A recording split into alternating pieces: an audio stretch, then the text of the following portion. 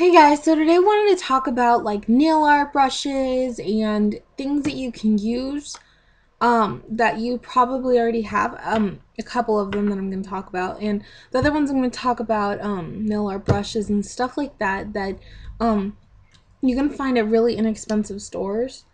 Um so yeah. I'll start off with, your average nail art striper. This one is by LA Colors, and this one is by So Easy. I bought this one at Sally's, and I actually got this one as a gift, but I've actually seen it in a lot of places. You can find it at the flea market for like $1. Um, Dollar Tree has these for $1. A lot of places have these for $1. I'm pretty sure this one costs more than $1. I bought it at Sally's. Um, and yeah.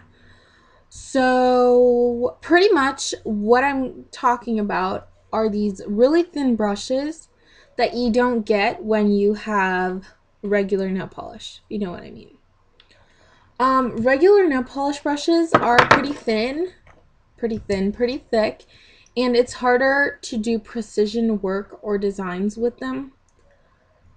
This is one of my medium-sized brushes because one of my nail polish brushes are actually pretty huge. This, as you can see, this brush is not going to work for detail. It's meant for painting your fingers. So it's not going to be good for adding detail to your nails, like say making a flower or any of that kind of stuff. So when you're doing nail art, you can't really use these brushes, unless the brushes are really thin. I know some brands do carry thinner brushes. Others carry really thick brushes. I have one brush that's almost as thick as half of my nail, which is pretty crazy. But anyways, there's a lot of things you can use to create the same effect as if you had a brush. First off, if you have any like paintbrushes, I think you can find paintbrushes like at Walmart, like a big old thing for like $2 something. And it comes with various sizes from really tiny to really big. And that's where I got those four. These four are actually from Just Paint for painting. As you can see, I've used them a lot, and they're not good if you're going to dip them into acetone because it kind of takes off the paint off of the top. Also, the ends of most of these brushes are really good for dotting tool because they are rounded.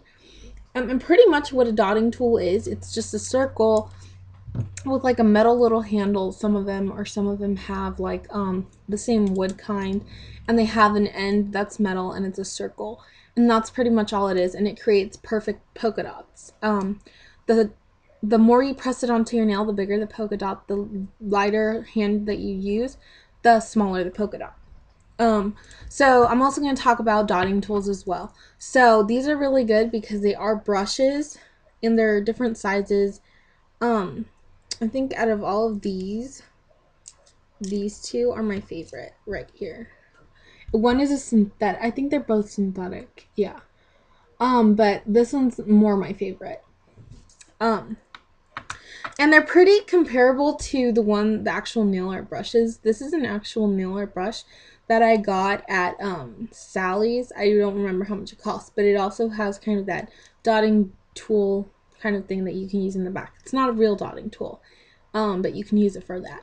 And it also has the really thin brush. So yeah, pretty much when you're looking for a nail art brush, you want to look for something that's really, really thin.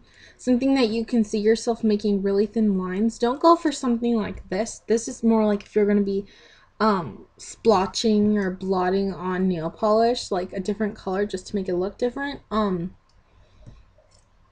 So you kind of have to find the really, really, really thin brushes. And another thing you can use as a dotting tool is also a toothpick.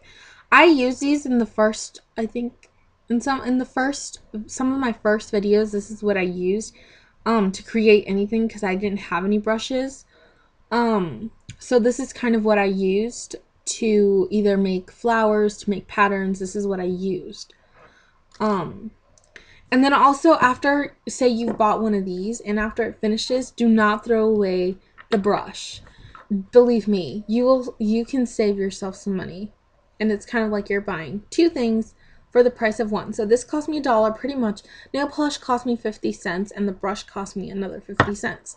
Because later I can just wipe it clean and then use it as a nail art brush. For some reason, this one's are always getting crooked, but it's also the same thing. It has a really thin tip and you can use it for precision work as well. And as you can see, it's also the same. It's from the same brand. So yeah. So if you buy one of these, always make sure you keep the top, and you can even clean it. Say you only have one nail art striper and you want to use green, but it's still in this one. You just take it out, clean it with some acetone in a cotton ball. Just clean the actual bristles and maybe some of the top, and put some of this on a little piece of paper, and then just dip your little brush into the nail polish. So yeah.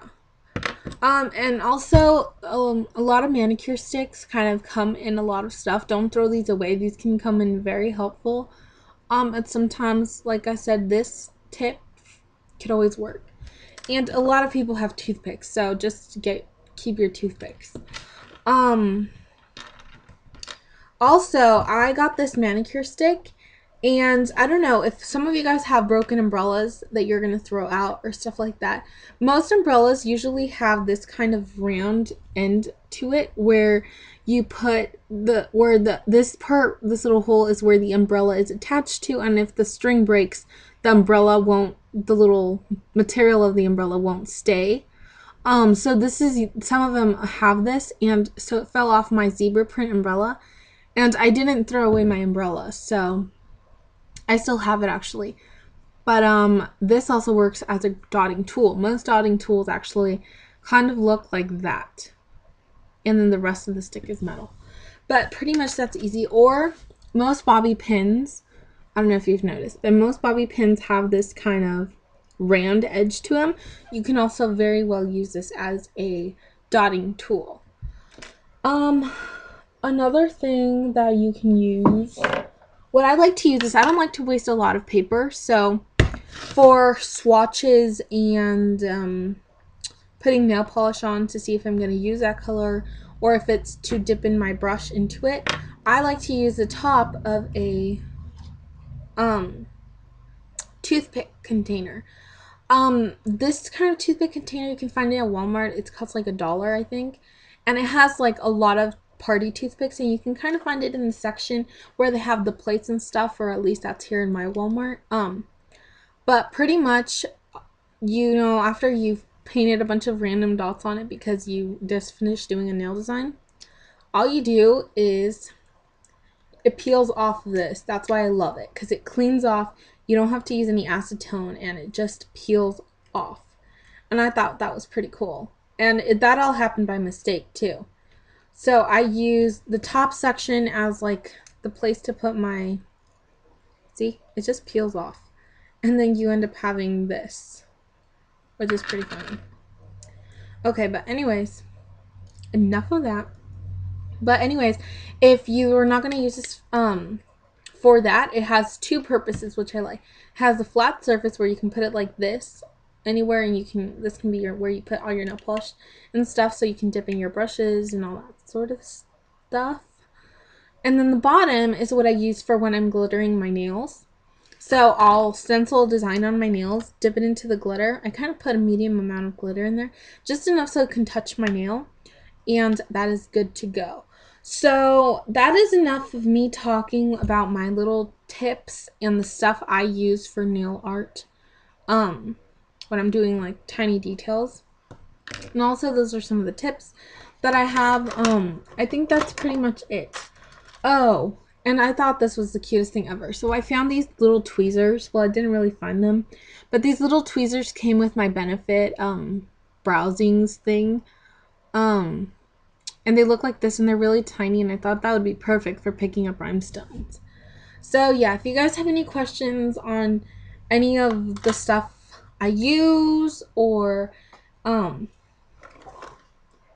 or any of the stuff I have, yeah, or any of the nail polish brands I like and stuff, feel free to ask. This is kind of where I put my stuff. So yeah, if you guys have any questions on like any nail related, hair related, makeup related kind of things, feel free to ask them in the comment section below. Bye guys.